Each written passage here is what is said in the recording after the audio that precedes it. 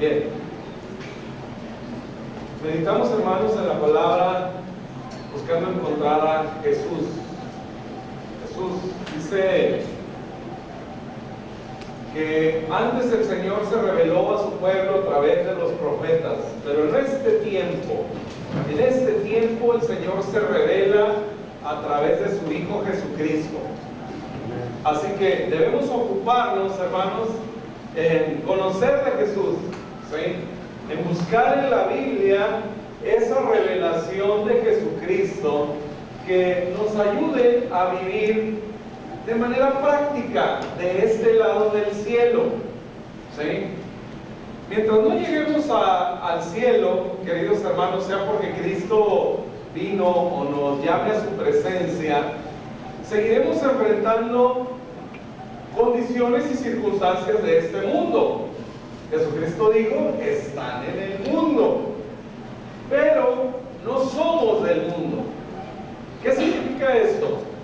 Que las circunstancias que el mundo nos presenta o que enfrentamos usted y yo cada día, no debemos enfrentarlas como el mundo lo hace, con las herramientas que el mundo usa para enfrentar sus crisis y sus problemas.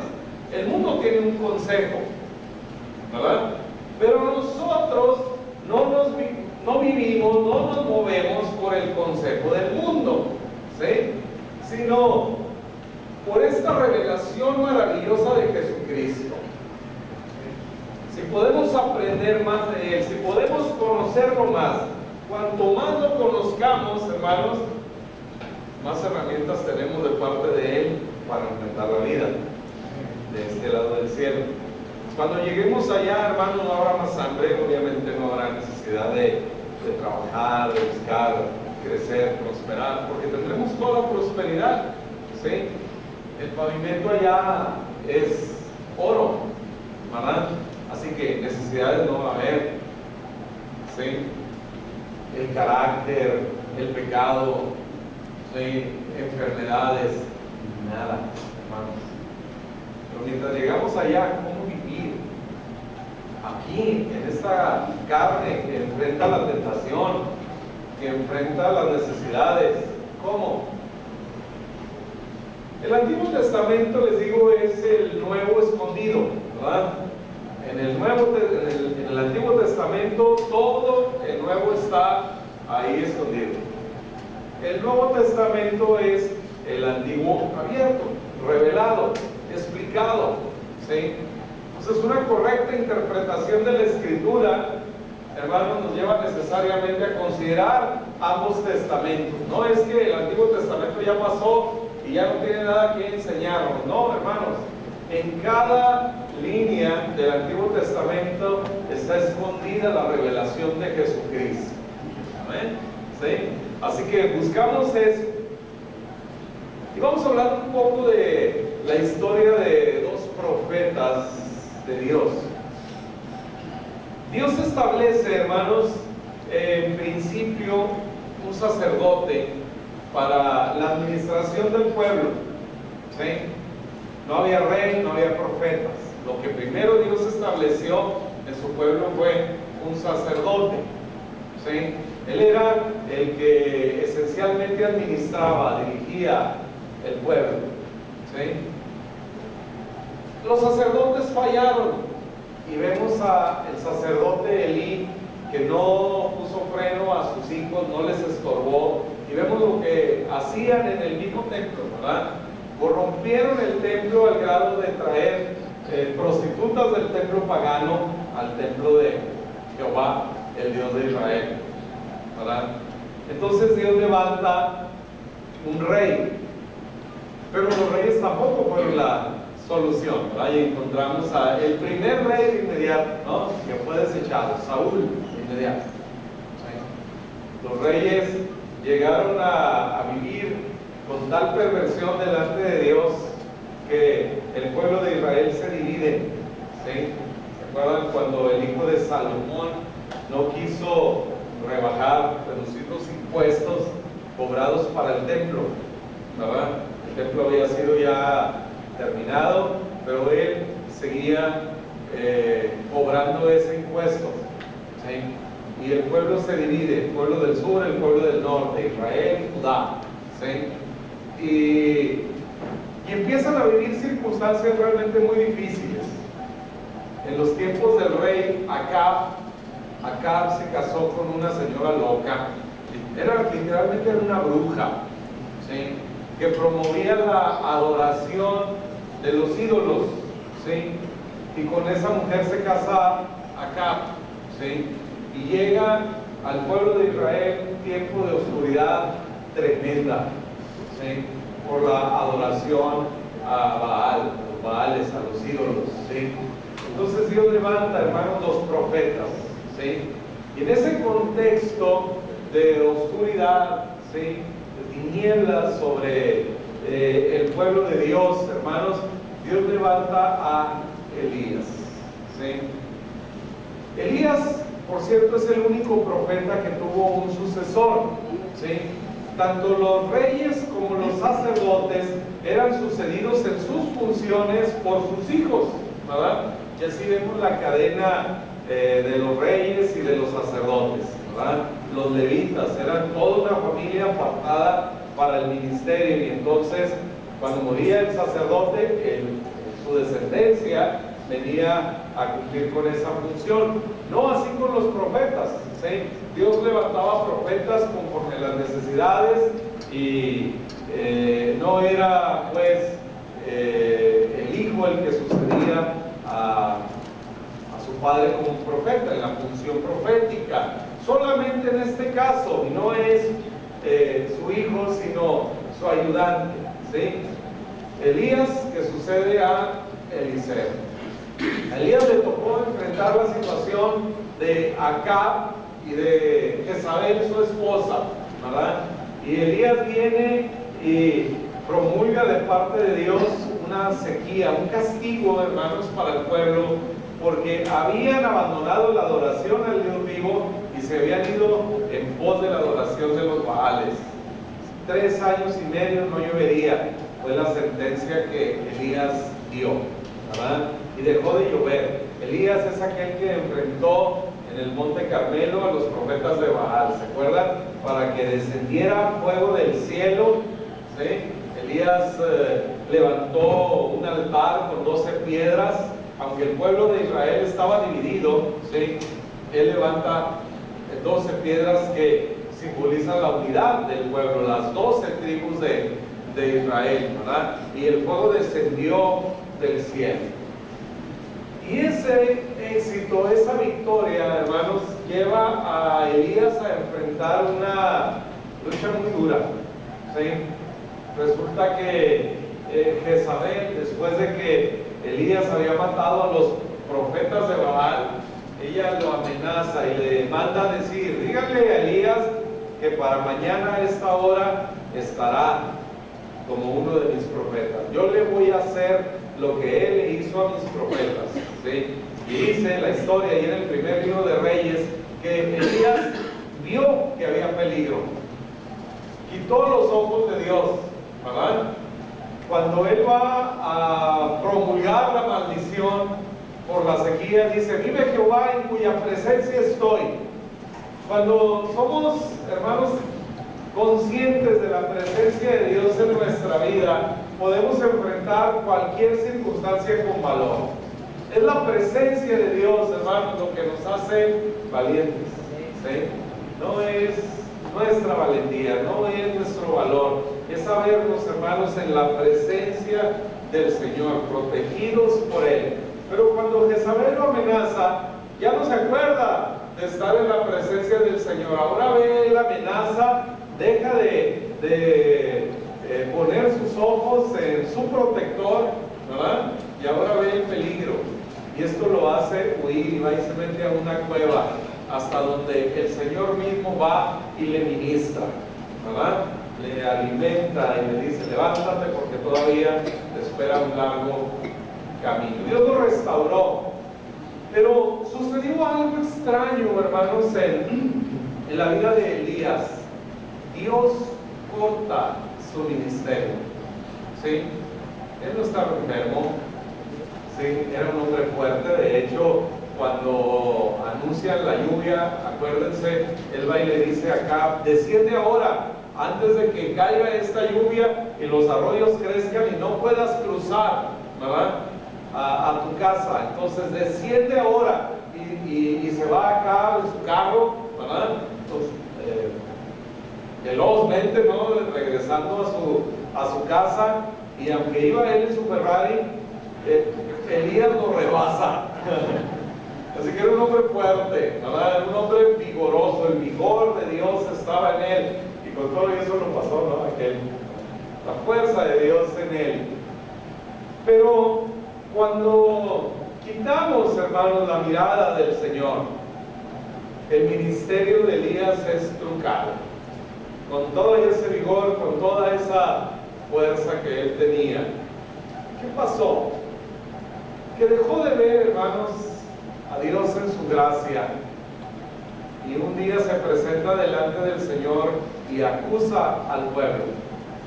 Los acusó de haber dejado a Dios, los acusó de adorar ídolos, los acusó de su rebeldía. Hace 3 acusaciones del pueblo de Israel. Se pone en posición de juez. No solo eso, empieza a considerar lo que él ha hecho. Y dice: solo yo he quedado. No hay ningún otro que adore a Dios, ningún otro que respete a Dios. Solo yo he quedado. Pues ahora empieza a poner la mirada en él. Ahora ya no es el Dios que le protege. Ahora es él el fiel. Ahora no es la fidelidad de Dios, ¿sí? Ahora él se está fijando en lo que él hace, y por eso empieza a juzgar y a comparar a los demás. Ninguno, ¿verdad?, ha permanecido en pos de Jehová, solo yo. Y es eso, hermanos, la soberbia que le gana a Elías, que hace que Dios trunque su ministerio. Entonces Dios se lo lleva, pero se lo lleva en su gracia y en su favor. No fue un castigo, hermanos. Simple y sencillamente perdió el rumbo. Elías dejó de ver que era el Señor el que hacía todo por él, y empezó a considerarse a sí mismo. Y cuanto más se consideraba a sí mismo, más débil se veía, temeroso, miedoso. Ahora le tiene temor a una mujer cuando había matado a cientos de hombres, profetas de Baal. Ahora le tiene temor a una mujer, a la amenaza de una mujer. Ciertamente estaba loca esa señora, pero, ¿verdad?, la presencia del Señor en él. Perdió de vista eso. Y entonces el Señor le habla en aquel silbo apacible, como es la gracia, sin gritos, sin estruendos, sin nada. Un silbo apacible, ¿verdad? Y sucede entonces, hermanos, el segundo rapto de la historia, ¿verdad? El primero había sido Enoc, que fue traspuesto, no vio la muerte, ¿verdad? Caminó con el Señor y se lo llevó a su casa, ¿verdad? Elías es el segundo, nosotros vamos a ser el tercero. Cuando Cristo venga, hermanos, y nos lleve a todos, ¿verdad? Entonces se lo lleva. Pero antes de irse, hermanos, Eliseo, su ayudante, ahora es su sucesor. ¿Dónde encontramos a Jesús en esa historia? Elías, hermanos, la misma Biblia lo dice, Jesús mismo dice de Juan: este es Elías que había de venir, ¿verdad? Entonces encontramos en esta historia de estos 2 profetas, en Elías encontramos a Juan, aquel que prepararía el camino, ¿verdad?, que vendría, que Dios enviaría adelante para preparar el camino para que viniera el Mesías verdadero, el Salvador del mundo. Elías y Juan el Bautista se vestían más o menos igual, ¿verdad?, con pieles de camello. Elías no era un profeta cercano al pueblo, lo vemos siempre alejado en el desierto, allá, ¿verdad? Jesús dijo de Juan: voces que claman en el desierto. Eran hombres apartados. Elías, Dios a través de Elías hizo 8 milagros los 8 milagros fueron de juicio, ¿sí? Porque no representaban la gracia, seguía representando la ley de Dios. Pero ahora lo sucede Eliseo. Eliseo, el nombre de Eliseo, Elisha, significa Elí salva. ¿Sí? Elí salva es el mismo nombre de Jesús. Yeshua es Jehová salva. ¿Sí? Jehová salva. Eliseo, Elisha, Elí, el Dios Todopoderoso, salva. ¿Sí? Así que Eliseo pues nos está representando a Jesús. ¿Sí? Igual que Jesús, de los milagros que Dios hizo a través de Eliseo, solamente uno fue de juicio. ¿Sí? A diferencia de Elías, 8 milagros, los 8 de juicio. Eliseo, ¿cuántos milagros hizo? 16, el doble, ¿verdad? Acuérdense que Eliseo pidió una doble porción del espíritu de Elías y literalmente el Señor se lo concedió. 16 milagros, el último, por cierto, después de muerto. ¿Sí? En vida, 15 milagros, muere, lo sepultan, ¿sí? Y luego acuérdense que allá su tumba llevaron a enterrar también a uno, lo aventaron ahí y resucitó. 16 milagros, uno solo de juicio.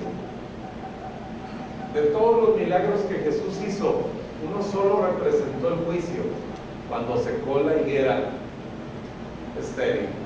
¿Recuerdan? Para que usted y yo jamás busquemos justificarnos en nuestras propias fuerzas. Ahora tenemos a Eliseo, el Dios que salva. En el segundo libro de Reyes, por favor, en el capítulo 4, hermanos, encontramos la enseñanza de esta mañana. De este lado del cielo, hermanos, hay dos cosas que esencialmente nos preocupan. ¿Sí? Que nos preocupan tanto que incluso Jesús trata con ellas en Mateo 6, en el contexto del Sermón del Monte, y dice que no nos afanemos, ¿sí?, por el que vestiremos y por qué comeremos, ¿verdad? El cuerpo, la salud, hermanos, y la economía. Esencialmente son las dos cosas que también a los gobiernos les ocupan, ¿verdad? La salud del pueblo y la economía. Que la economía crezca. Mientras estemos de este lado del cielo, tendremos necesidades físicas en nuestro cuerpo, hermanos, porque nuestro cuerpo está caído. Es la única parte de la redención de Jesucristo que no disfrutamos aún. La redención de nuestro cuerpo. Todo lo demás, hermanos, ya toda la salvación, la vida eterna la disfrutamos desde este momento. Solo falta la redención de nuestro cuerpo, que deje de ser mortal, que deje de enfermarse y de tener el riesgo del dengue y de lo que comemos y del frío y de todo eso, ¿verdad? Y esto sucederá de manera gloriosa cuando Cristo venga por nosotros, hermanos, y en un abrir y cerrar de ojos, ¿sí?, seremos transformados. Pero mientras estamos acá, ¿cómo enfrentamos la situación? Resulta, hermanos, que hay hambre en la tierra en el tiempo de Eliseo, ¿sí? Hay una fuerte sequía. ¿Qué hace Eliseo? Recuerden, Eliseo, un tipo de Jesús en el Antiguo Testamento. ¿A dónde va Eliseo? Según Segundo de Reyes, capítulo 4, el verso 38. Hay hambre en la tierra, y dice que Eliseo volvió a Gilgal. Gilgal es un lugar muy importante en la historia de Israel, ¿sí? Gilgal es la ciudad por la cual el pueblo de Israel cruzó para poseer la tierra prometida, ¿sí? Es el lugar donde Dios detiene las aguas del río, ¿se acuerdan? Y las regresa hasta una ciudad llamada Adán. De hecho, Gilgal significa, hermanos, que la vergüenza ha sido quitada. ¿Sí? Eso significa Gilgal. La vergüenza ha sido quitada, la vergüenza por nuestro pecado ha sido quitada por el Señor. Y todas las aguas del río, hermanos, las detiene Dios y van y las regresa, ¿sí?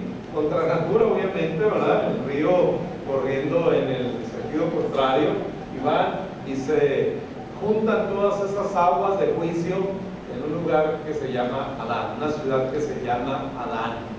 Nuestra vergüenza, hermanos, por nuestro pecado, volvió al lugar donde empezó. Aquel hombre, hermanos, que pecó, por el hombre por el cual entró el pecado, hasta allá regresó nuestra vergüenza, nuestra culpa, ¿sí? Y el pueblo de Israel pasó y puso 12 piedras dentro del río y 12 piedras saliendo, ahora en Gilgal, ¿verdad? Y es ahí, queridos hermanos, a donde el Señor, a donde Eliseo va cuando hay hambre. Es la primera enseñanza. Cuando enfrentas una crisis, cuando enfrentas algún problema, ¿a dónde ir? ¿A dónde ir? ¿En qué meditar? Hermanos, volvamos siempre a Jesús.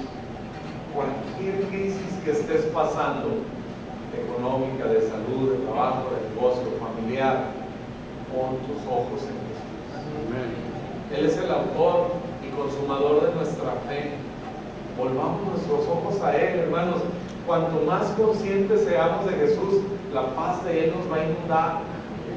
Si tenemos un diagnóstico complicado en nuestra salud, en la de un hijo, en la de algún ser querido, pongamos los ojos en Jesús. Tienes problemas en tu matrimonio, con algún hijo, deja de estarte peleando con ellos. Pon los ojos en Jesús. Amén. Entrega tu problema a Él. ¿Sí? Ahí empieza, porque es la solución, hermanos, porque empiezas a tener paz, la paz de Dios. Y entonces empiezas a pensar con claridad. Mientras estás pensando en qué hacer, ¿no? Como Elías, dio peligro y él quiso solucionar su situación y lo único que se le ocurrió fue huir, cuando Dios pudo haber hecho en él a través de un nuevo milagro maravilloso, todavía más portentoso que el que hizo en el Monte Carmelo. Pero no lo permitió. Él prefirió hacerlo en sus fuerzas. Sigue diciendo la historia del segundo libro de Reyes. Dice: y los hijos de los profetas estaban con él, por lo que dijo a su criado: pon una olla grande y haz un guisado para los hijos de los profetas. Fíjense bien, hay hambre en la tierra, pero en Gilgal hay comida. ¿Sí? O sea, el profeta le dice a uno de sus criados, ¿verdad? Pon una olla grande y prepara un guisado para que todos comamos. En esa olla hay alimento, en esa olla hay vida. Mientras en el mundo hay sequía, ¿sí? Mientras en el mundo hay hambre, en la casa del Señor, hermanos, siempre va a haber alimento. No deje de venir a la iglesia. No caiga en el engaño de Satanás. Hay muchas razones por las cuales no venir a la iglesia. Usted está cansado, usted tiene trabajo, mañana la escuela. Hay muchas razones para no venir. Eso es lo que el enemigo quiere, que usted no venga al lugar donde está su alimento. Usted podrá justificar 1000 cosas, ¿verdad? Es que no me saludaron, es que el pastor, es que eso, es que muchas cosas que el enemigo le va a poner para alejarlo de este lugar. ¿Sí? Lamentablemente, hay personas que se han ido a la iglesia, ¿sí? Por alguna situación X, ¿no? Normalmente por culpa del pastor. Y lamentablemente, hermano, muchas de esas personas ahora andan rodando, ya no hay ni dónde parar, ni dónde congregarse. ¿Sí? Y lamentablemente sienten que nosotros no los queremos, ¿verdad? Pero si ven este mensaje de parte de toda la iglesia, les esperamos con los brazos abiertos, les amamos. Amén. Amén. Sí, ¿verdad? Pero lamentablemente es así. El enemigo te va a apuntar a cosas que aparentemente te disgustan para que no vuelvas a venir al lugar donde hay alimento. Allá afuera hay hambre, hermano. En la casa de Dios hay alimento. Amén.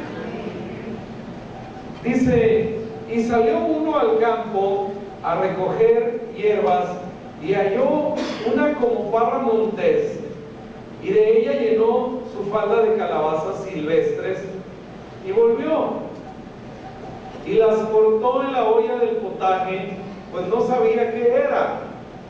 ¿Sí? Y entonces después dice, sirvió para que comieran los hombres, pero sucedió que comiendo ellos de aquel guisado, gritaron diciendo, varón de Dios, hay muerte en esta olla, y no la pudieron comer. ¿Sí? O sea, este ocurrente, ¿verdad? A lo mejor el ayudante ahí en la cocina va y encuentra algo que le llama la atención, unas hierbas ahí, ¿sí? De hecho la palabra es urrá, que significa luz. Tuvo que ser algo brillante, ¿sí? Algo atractivo. Lo vio, le pareció agradable y dijo, pues me lo traigo, ¿verdad? Y eran una especie de calabazas silvestres, ¿no? Ahí las pone en eso y era, hermanos, algo contaminado. Eran ciertamente calabazas silvestres envenenadas, ¿no? O que producían algún veneno. Y ahora, hermanos, donde había vida, ahora hay muerte. Donde había alimento, ¿sí? Ahora hay algo que no pueden comer. Hay algo que se lo comen, se van a morir. Hermanos, el mundo tiene cosas atractivas, ¿sí? Hay cosas a veces del mundo que nosotros queremos traer a nuestra vida, sin darnos cuenta, queridos hermanos, que lo que estamos trayendo es muerte. Hacer negocios a la manera del mundo, vivir a la manera del mundo, seguir los consejos del mundo. El mundo, hermanos, tiene cosas buenas, pero las cosas del mundo nunca son 100% buenas, ¿sí? Siempre traen alguna consecuencia, ¿sí? Sí, a veces hay maneras de hacer negocios y haciendo cosas, ¿verdad? Pero finalmente todo ese dinero, hermanos, termina diluyéndose, termina en situaciones realmente muy difíciles y traemos maldición, traemos muerte. ¿Sí? Esta semana platicaba con unos amigos abogados y recordábamos el caso de un abogado amigo de ellos, yo lo conocí. En su momento parecía un abogado muy exitoso, ¿verdad? Al menos por cómo se movía, ¿no? Pero todos conocíamos su ambiente, ¿no? La manera en la que vivía. Y platicando ahí la historia de él, bueno, lo meten a la cárcel por una situación jurídica, ¿verdad? Y ahí lo matan. Pero yo sabía que lo habían matado, pero lo que verdaderamente me impactó, hermanos, es que meses después arrestan también a la hija, va a la cárcel, la prostituyen en la cárcel y después de eso la matan en la cárcel, igual que el papá. El mundo, hermanos, aunque tiene cosas brillantes, siempre trae muerte. ¿Sí? Este hombre pensó que podía mejorar el guisado aquel que ya estaba listo para comer. Cuando nosotros creemos que podemos mejorar nuestra vida, hermanos, usando las estrategias del mundo, lo único que traemos es nada en el mundo es 100% bueno. Nada en el mundo es 100% limpio. Y usted y yo estamos en el mundo.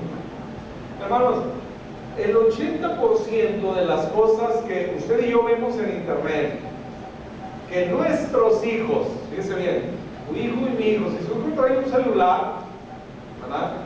ya está, de esos inteligentes que le llaman ahora, ¿verdad? Ya está en contacto con internet. Aunque usted no lo crea, o sea, ¿verdad? El 80% de las cosas que sus hijos y mis hijos ven en internet no son buenas. ¿Ven? Así por muy buenos que sean sus hijos. Y no estoy hablando ni siquiera de si ven o no pornografía, que por supuesto la gran mayoría la ven, de nuestros hijos, afectados ya con tantas situaciones. Dice que un jovencito de 15 años, a los 15 años ya vio por lo menos 5,000 escenas del acto sexual representado, no pornografía, en una novela, en una televisión, en una película, en un video, la simulación del acto sexual. 5,000 veces.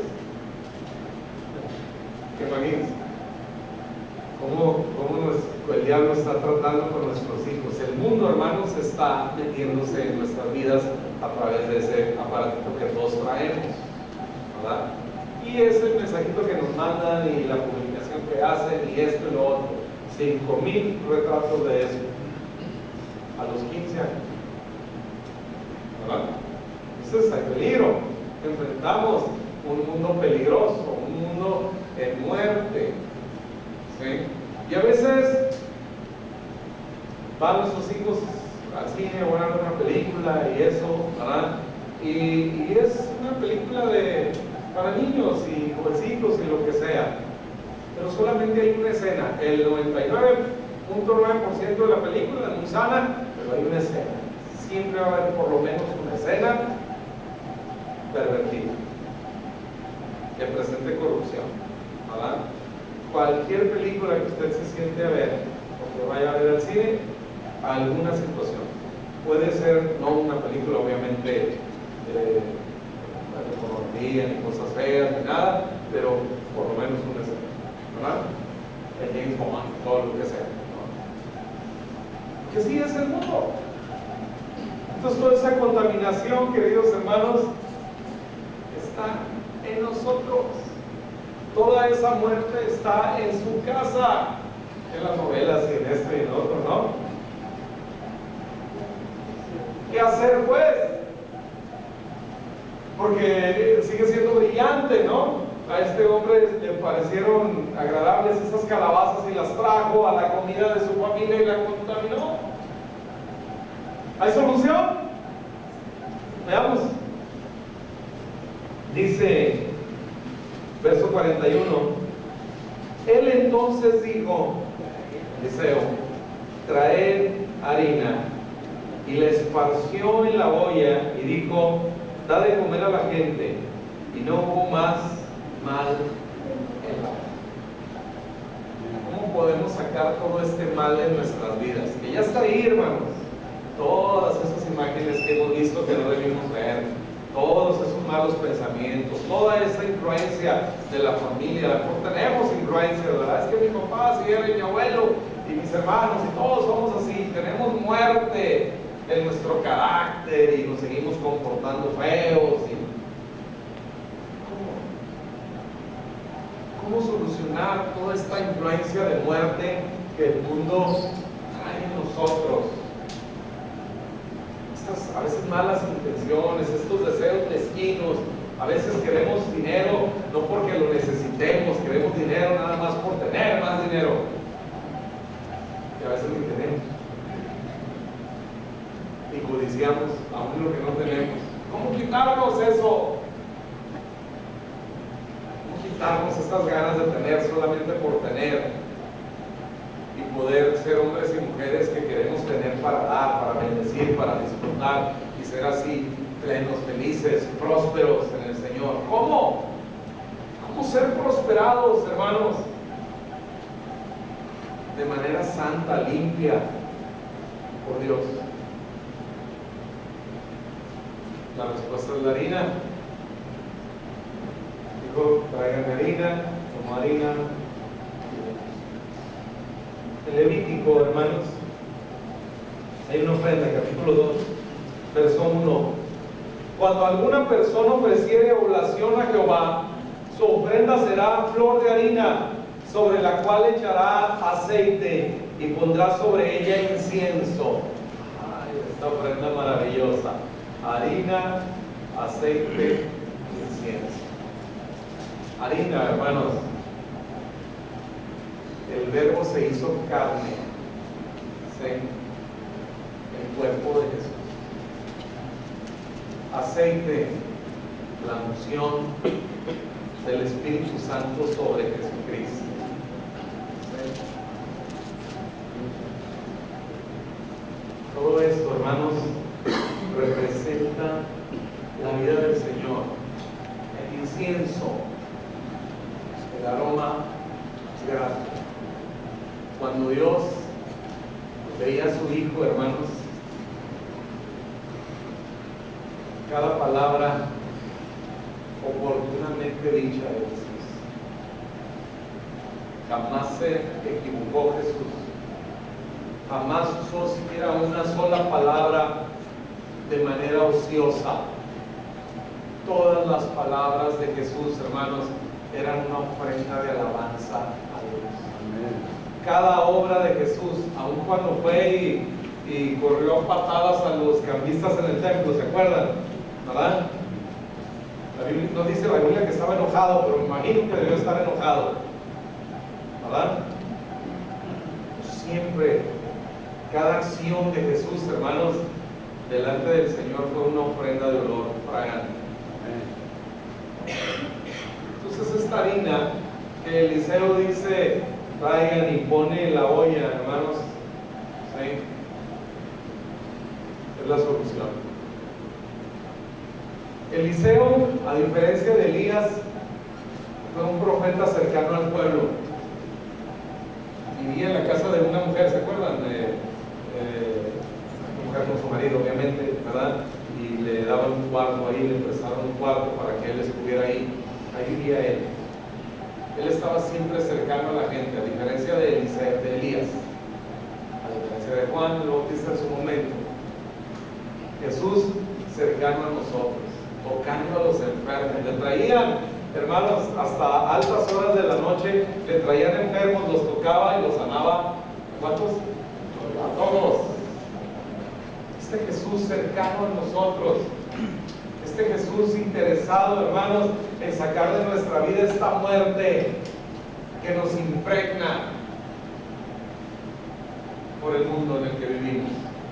Todas estas malas influencias, todos estos malos ejemplos. Pon tu vida en las manos de Jesús. Tu negocio, tu trabajo, tu empresa. Señor, si hasta ahora no he hecho las cosas bien, gracias porque todos mis pecados están perdonados. Ayúdame, Señor, a partir de hoy a hacer las cosas en tu nombre, a hacer las cosas, Señor, para ti, para tu honra y tu gloria. Así que, queridos hermanos, es Jesús el único que no se contamina con la impiedad, con nuestra maldad. Jesús pudo hacer lo que la ley no podía. Si un sacerdote, queridos hermanos, tocaba a un muerto, quedaba impuro y tenía que purificarse.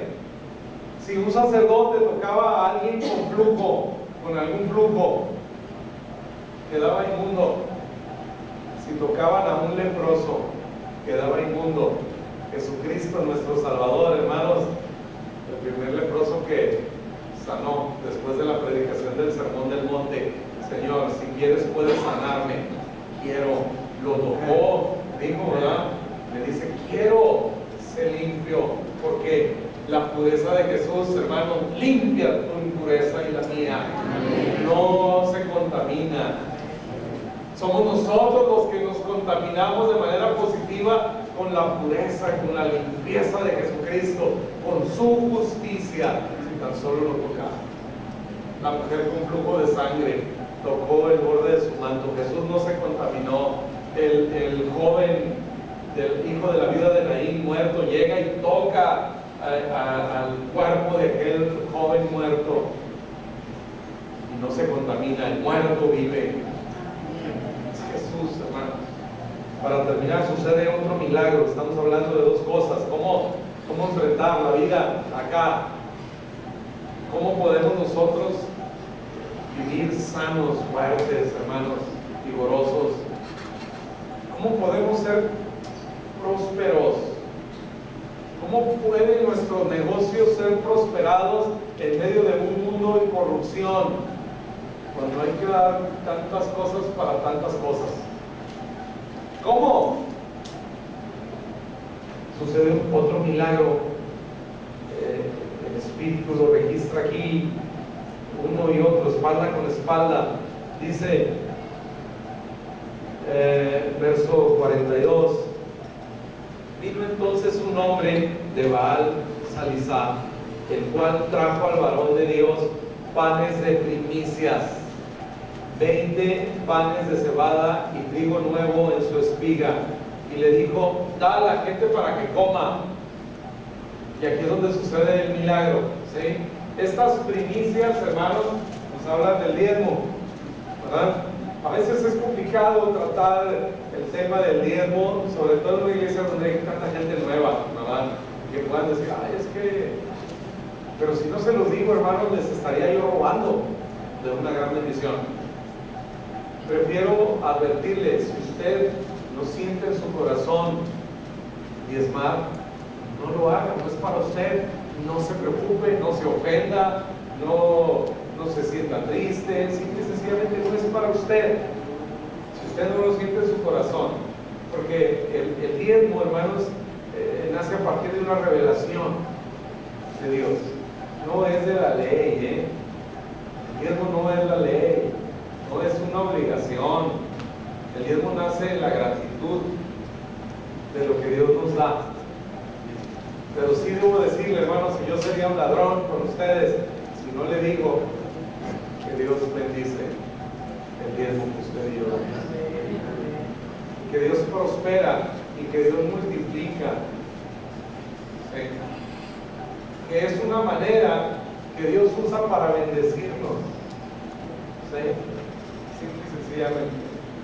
El trigo, la harina esta que entró en la olla contaminada, está representada en la ordenanza, ¿sí?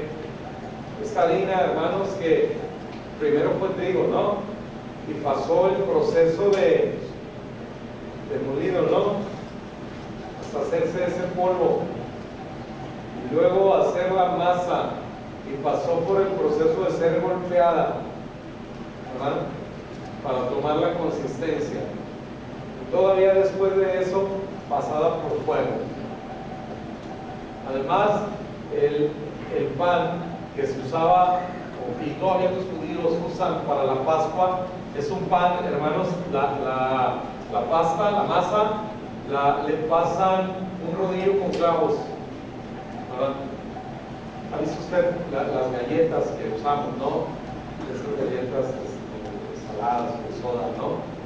Tienen un agujerito, algo así, y luego al fuego. Así que cuando celebramos la ordenanza, hermanos, estamos recibiendo esa harina de Jesús que purifica el alma, que purifica la vida. Cuando nosotros damos nuestros diezmos, este es un hombre, hermanos, fiel a Dios. Acuérdense, no había adoración a Dios en Israel. Este hombre anda buscando, tengo mis primicias, tengo mi diezmo, ¿dónde lo doy? No hay adoración a Dios en el templo. Y anda preguntando, ¿dónde está el profeta? Hasta que lo encuentra y le entrega, hermanos, los diezmos, las primicias. Y entonces sucede el milagro. ¿En qué consistió el milagro? Da a la gente para que comas, porque así ha dicho Jehová, comerán y sobrarán. Siguiente. Perdón, antes, regreso aquí, en el 42. Y dijo, da a la gente para que coma, y respondió su sirviente, ¿cómo pondré esto delante de 100 hombres? Eran 20 panes, ¿verdad? Los 100 hombres comían como yo, menos, ¿no? ¿Sí? ¿Cómo? Es tan poquito. A veces consideramos, hermanos, que lo que nos pagan es poco, que el ingreso que tenemos, que lo que tenemos es poco. No, hermanos,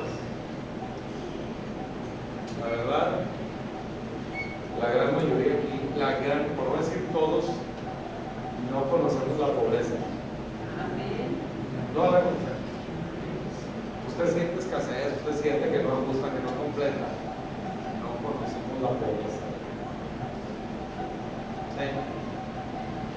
Pero aún eso que usted considera poco, cuando hace esto delante del Señor, ¿sí? ¿Qué es tan poquito para 100 hombres? Él volvió a decir, da a la gente para que coma, porque así ha dicho Jehová, comerán y sobrarán. ¿Le recuerda otro milagro igual? Jesús alimentando a 5,000 hombres y sus familias. Lo único diferente es que Jesús no dice conforme a la palabra de Jehová, así ha dicho Jehová, porque Jesús mismo es Jehová. Él dice, denles a todos hasta que se sacien, porque Él es Dios, hermano. Él es Jehová. Aquí Eliseo tuvo que decir, conforme a la palabra de Jehová, así ha dicho Jehová. Jesús es Jehová, Jesús es Dios. Y entonces los milagros suceden en nuestra vida. Estas semanas, hermanos, son las armas que el Señor nos ha dado para bendecirnos y prosperarnos. La cena del Señor, el diezmo y los milagros suceden. Vamos a celebrar la ordenanza, hermanos. Les invito a estar de pie.